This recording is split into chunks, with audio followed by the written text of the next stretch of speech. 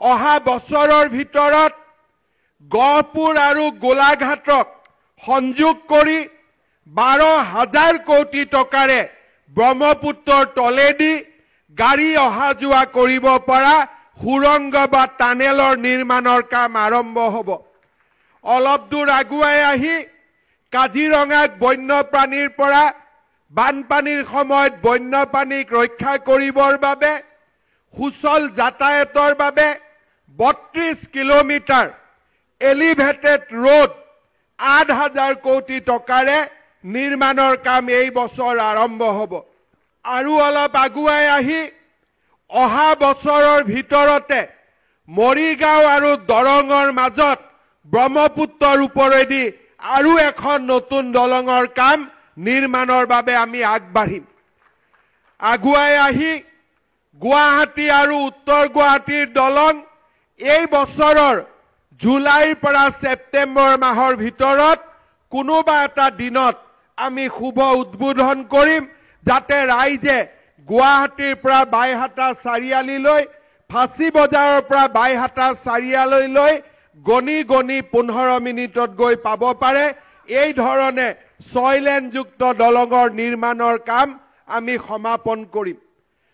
গুৱাহাটী উত্তৰ গুৱাহাটী দলঙৰ নিৰ্মাণৰ কাম শেষ হোৱাৰ সময়তে নাৰেংগী আৰু কুৰুৱাৰ মাজত আৰু এখন দলঙৰ কাম এই বছৰতে আমি আৰম্ভ কৰিম।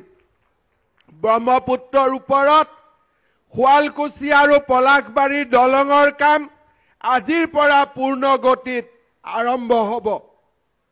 লাৰ্চন এণ্ড টাৰ্বো এওঁলোকেই ধুবুৰী আৰু গোৱালপাৰাক সংযোজিত কৰি ইতিমধ্যে ফুলবাৰীত দলঙৰ নিৰ্মাণৰ কাম দ্ৰুত গতিত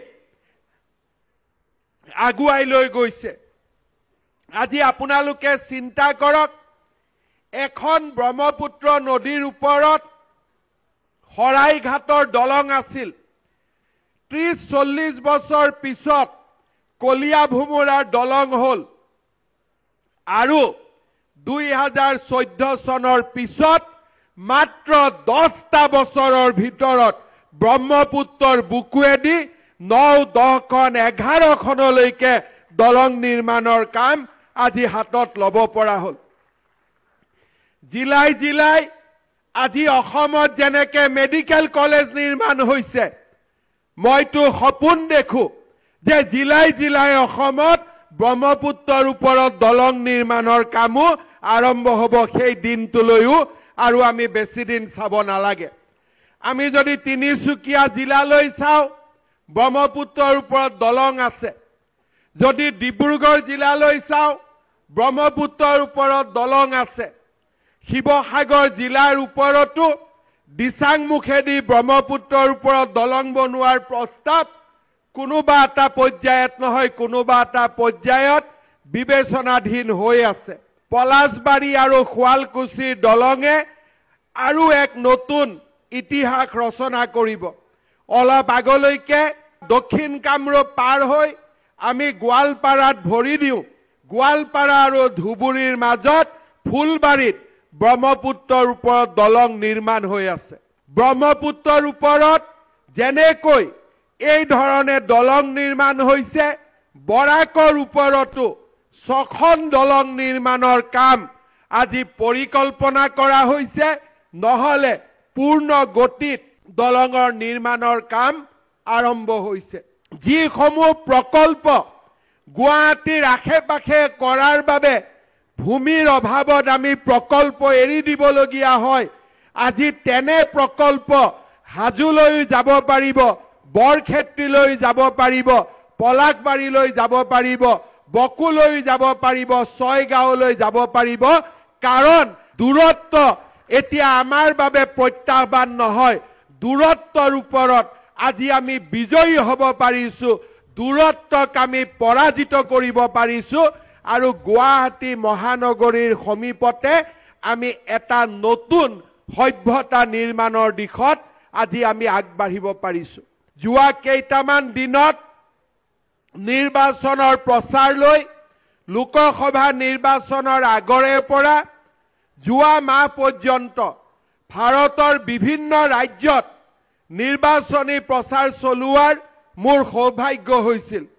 প্ৰত্যেকজন মানুহে মোক লগ পাওঁতে সুধিছিল যে অসমে কি যাদু কৰিলে যে ভাৰতৰ প্ৰথম সেমি কণ্ডাক্টৰ প্ৰজেক্ট আজি জাগিৰোডলৈ অসমবাসী ৰাইজে লৈ আহিব পাৰিলে। আজি সমগ্ৰ ভাৰততে এতিয়া আমাৰ ৰাজ্যখন এটা চৰ্চাৰ বিষয়। চণ্ডীগড়লৈ যাওক, কোনোবা যদি অসমীয়া মানুহে কোনোবা এখন গাড়ীত উঠিছে, গাড়ীৰ ড্ৰাইভাৰজনেও অসমৰ খবৰ ল'ব। নতুন দিল্লীলৈ যাওক, কোনোবা এজন হস্পিটালত যদি আমি চিকিৎসাধীন হৈ আছো, ডাক্তৰ আৰু নাৰ্ছজনেও অসমৰ খবৰ ল'ব। তেনেকুৱা এটা পৰিৱেশ আজি আমি সমগ্ৰ ভাৰতৰ ভিতৰতে আমি নিৰ্মাণ কৰিব পাৰিছো। আমাৰ ৰাজ্যখন এতিয়া ভাৰতৰ দৃষ্টিভংগীৰে কোনেও বোমা বিস্ফোৰণৰ দেশ বুলি নাভাবে, কোনেও আন্দোলনৰ দেশ বুলি নাভাবে। আমাৰ ৰাজ্যখনত এতিয়া সমগ্ৰ ভাৰতবৰ্ষই প্ৰগতিৰ নতুন দিগন্তলৈ ধাৱমান কৰা এখন নতুন অসম ৰূপে জানে। সেয়া আমাৰ বাবে গৌৰৱৰ বিষয়।